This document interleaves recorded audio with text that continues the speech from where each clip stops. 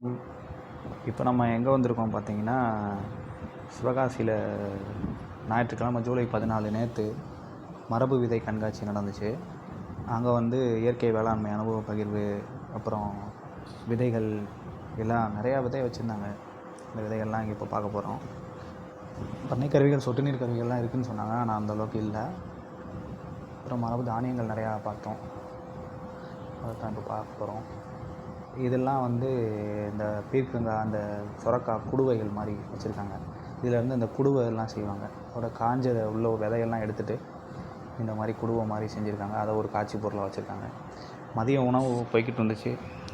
எவ்வளோ பேர் இருந்தாலும் அவ்வளோ பேருக்குமே சாப்பாடு கொடுத்துட்ருந்தாங்க. அங்கங்கே பானையில் தண்ணி, கொஞ்சம் பார்க்குறதுக்கே கிராம சூழல் மாதிரி இருந்தது. இது எல்லாமே வந்து கீரை வகைகள் வச்சுருக்காங்க. இது வந்து மொட்டை வெயிலில் இருந்தனால கொஞ்சம் வாடின மாதிரி ஆயிடுச்சு. இப்போ பார்க்குறது எல்லாமே இந்த விதைகளில் இப்போ கீரைன்னு எடுத்துக்கிட்டால் தண்டுக்கீரை, அதுலேன்னு வந்து பேர் கேள்விப்படாதது, அப்புறம் நம்ம அதை பார்த்திடாதது, அவ்வளோவா கடைகளில் கிடைக்காத கீரைகள் வகைகள், காய்கறி வகைகள் விதைகள்லாம் நிறையாவே இருந்தது. குறைஞ்சது இதில் ஒரு 50லேருந்து ஒரு 60 ஒரு பிரிவு இருக்கும். அந்த பிரிவுலேயும் ஒரு இதுலேயும் ஒரு கீரை வகைகள் இந்த மாதிரி இதை ஒரு கவர் பண்ணி அதை பின் பண்ணியிருந்தாங்க. ஒரு கவருமே 20 ரூபா தான். எல்லோரும் நிறையா பேர் 20 ரூபான்றனால நிறையா பேர் எடுத்தாங்க. முந்திலாம் 10 ரூபா 5 ரூபாய்க்கு விற்றுட்டு இருந்தது. இப்போ 20 ரூபா ஆயிடுச்சு. விதை எல்லாம் கூடிகிட்ருக்கு. அப்புறம் வந்து இந்த நெல் ரகங்கள், தானியம் இதெல்லாம் வந்து காட்சி பொருள் வச்சுருந்தாங்க. அதெல்லாம் அப்படியே பார்த்தோம். அது வச்சுருக்குறாங்க. அதுக்கு மேலே வந்து அதுக்கான பதாகை வச்சுருக்காங்க. இப்போ இந்த உளுந்துனா அது வந்து எப்படி அறுவடை பண்ணுறாங்க, எப்படி எடுக்கிறாங்க, அது வந்து சந்தைக்கு எப்படி வருது, அது என்னென்ன ப்ராசஸ்லாம் இருக்குது, ஆக்சுவலாக வயலில் விவசாயத்தில் வந்து என்னென்ன ப்ராசஸ் பண்ணுறாங்க அப்படின்றது இருக்குது. அதை வந்து இந்த வானகம் அப்படின்னு சொல்லி கரூரில் வந்து ஒரு பயிற்சி முகாமே நடத்துகிறாங்க. ஒரு மாத பயிற்சி, ஒரு வார பயிற்சி, 2 நாள் பயிற்சி அந்த மாதிரி நடத்துவாங்க. வானகம் அடித்து பார்த்திங்கனாலே தெரியும். ஃபுல்லாக இந்த பதாகை ஃபுல்லாகவே வந்து தேன்கனி அப்படின்ற ஒருத்தவங்களும், வானகம் கரூர், அதில் வந்து அவங்க பயிற்சி நிறையா எடுத்துகிறாங்க. இந்த மாதிரி தேனீ வளர்ப்பு, ஆடு வளர்ப்பு, கோழி வளர்ப்பு, இந்த மாதிரிலாம் மாதம் நடத்துவாங்க. அவங்களுக்கான யூடியூப், இன்ஸ்டாகிராம் பேஜெலாம் நிறையா இருக்குது. அதில் நம்ம பார்த்தோம்னா நம்மளுக்கு அது என்னென்ன பண்ணுறாங்கன்றது தெரியும். வெளியில் தெரியாது, எதுலேயுமே அவங்க காட்டுறதில்ல. அந்த இதில் இருந்தால் இப்போ காட்சி பொருளாக அதெல்லாம் வச்சுருக்குறாங்க.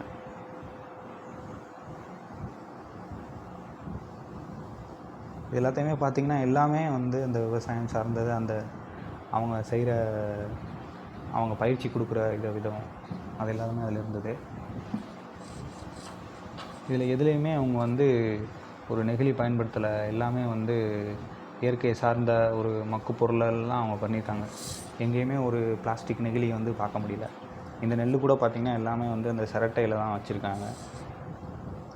நெல் எல்லாமே பார்த்திங்கன்னா ஒரே மாதிரி தான் இருக்குது. ஆனால் இவ்வளவு பேர் வேறு. இப்போ எல்லாத்தையும் எடுத்து கொட்டினாலும் நம்மளுக்கு பிரிக்க தெரியாது. ஆனால் அவங்க சரியாக சொல்கிறாங்க. இது வந்து இந்த பேர், இது வந்து இந்த அரிசி, இது வந்து இந்த நெல், இது வந்து ஒட்டகம், இந்த மாதிரி இருக்குது அப்படின்னு சொல்கிறாங்க. கரெக்டாக அவங்களுக்கு அதில் அனுபவம் இருக்குது. அதை வந்து ஆனால் தெளிவாக சொல்கிறாங்க. நம்ம மாதிரி இதை வந்து நம்மளால் நேரில் பார்க்க முடியல அப்படின்றனால தான் இதை வந்து ஒரு காட்சி பொருளாக நான் அதில் வீடியோவை போடணும்னு போட்டுறோம். இப்போ நெல் ரகங்களில் மட்டுமா அவ்வளோ இருக்குது அப்படின்றது இல்லை. அதையும் தாண்டி தக்காளியில் இவ்வளோ இருக்கா அப்படின்ற மாதிரி இருந்துச்சு. மஞ்சள் குடம் தக்காளி, நாட்டு தக்காளி நம்ம கேள்விப்பட்டது தான். அதிலே நிறையா இந்த மாதிரியான தக்காளிலாம் போட்டிருக்கிறாங்க. ஆக்சுவலாக தொடர்புக்கு, தேவைக்கு, எல்லாத்துக்குமே அவங்கள வந்து அணுகலான்னு சொல்கிறாங்க. அந்த தேன்கனி அப்படின்ற இதில் இருக்கிறவங்க, தேன்கனி நீங்கள் போட்டிங்கனாலே வரும். இயற்கை விவசாயம் செய்கிறாங்க. அவங்க வந்து இந்த மாதிரி காட்சி பொருளாக பண்ணி வெளிக்கொண்டு வர்றாங்க. அதனால் கொஞ்சம் வெளியில் இந்த இயற்கை விவசாயம் என்ன இருக்குது அப்படின்றது தெரியுது நம்மளுக்கு. அடுத்து வெண்டைக்காயில் எத்தனை ரகம் இருக்குது, கத்திரிக்காயில் எத்தனை ரகம் இருக்குது, கமுதி பெரிய கத்திரிக்காய் அப்படின்றத, கத்திரி பன்மயம் அப்படின்னு போட்டிருக்காங்க. நிறையா கத்திரிக்காயில் இவ்வளோ இருக்குது அப்படின்றத பார்க்குறோம். பெங்களூர்லாம் பார்த்திங்கன்னா நீளமான கத்திரிக்காய் வச்சுருக்குறாங்க. அந்த நீளமான கத்திரிக்காயே இங்கே இல்லை. அது இல்லாமலே நாட்டு கத்திரிக்காயே இவ்வளோ இருக்குது அப்படின்றத காட்டுக்கு. இங்கே வெண்டைக்காயில் வந்து இருநிற குட்டை வெண்டைக்காய், அது மாதிரி சிவப்பு வெண்டைக்காய், சிவப்பு பருமன், அந்த மாதிரி நிறையா போட்டிருக்காங்க. அப்புறம் நெல் ரகங்கள் பார்க்குறோம். மாப்பிள்ளை சம்பா நம்ம அந்த மாதிரி பார்த்துருப்போம். அதில் வந்து கவர் போட்டிருக்குறாங்க. நம்ம ஊர் வெயில் அதிகம்ன்றனால வாடிடும் அப்படின்றனால இந்த இடத்துல தான் அந்த நெகிழி பயன்படுத்தியிருக்காங்க. அந்த நெகிழியுமே வந்து பயோடிகிரேடபிள் யூஸ் பண்ணியிருக்கிறாங்க. இந்த இடத்துல எந்தையுமே வந்து இல்லை. இதுவுமே பார்த்திங்கன்னா இந்த காட்டு யானை, பூம்புகார் பார்த்திங்கன்னா எல்லாமே ஒரே மாதிரி நெல் ரகங்களாக தான் இருக்குது. அது கண்டுபிடிக்க முடியல. ஆனால் அவங்களுக்கு நல்லாவே தெரியுது. கருப்பு கவுனியும் நம்ம கண்டுபிடிச்சிடலாம். அது கொஞ்சம் கலர் மாறி இருக்குது. அப்புறம் இந்த பயிற்சி வகுப்புகள்லாம் நேரம் நடந்துகிட்டு இருந்தது. அதில் வந்து சிறப்பு அழைப்பாளராக வந்து குமரவேல் அவங்க வந்திருந்தாங்க. சிறப்பு அழைப்பாளராக முன்னோடி இயற்கை உழவர் விதை பாதுகாவலர் விதையும் ஒரு பாதுகாத்துட்டு வர்றாரு. அங்கே வந்தவங்க எல்லாருக்குமே வந்து மதிய உணவு முடிஞ்சு ஒரு 2 மணி இருக்கும். திருப்பி மதியத்துக்கு அப்புறம் உள்ள அந்த எப்படி விவசாயம் நம்ம பண்ணுறோம், என்ன மாதிரி பண்ணுறோம், அதெல்லாம் அவர் ஒருவனாக சொல்கிறாரு. அப்புறம் இளைய தலைமுறை ஒருத்தர் வந்திருந்தார். அவரும் பேசினார், நல்லா இருந்துச்சு. இவர் வந்து துகில் அப்படின்னு சொல்லி நூற்பும் நெசவும் அப்படின்னு சொல்லி போட்டிருந்தாங்க. இதில் வந்து உணவு தங்குமிடம் உட்பட பயிற்சி நன்கொடை வந்து 2000 அப்படின்னு போட்டு ஒரு 2 நாள் பயிற்சி, 6 மாத பயிற்சி, மாத கணக்கில் பயிற்சி அப்படின்னு சொல்லி இவங்க ஃபேஸ்புக்கில் இவங்க துகில் அப்படின்னு சொல்லியிருக்கு. இவர் பேர் வந்து சரவணன் தண்டாயுதபாணின்னு சொல்லியிருந்தாங்க. அதை நம்ம ஃபேஸ்புக்கில் நம்ம கான்டாக்ட் கூட பண்ணி பார்க்கலாம்.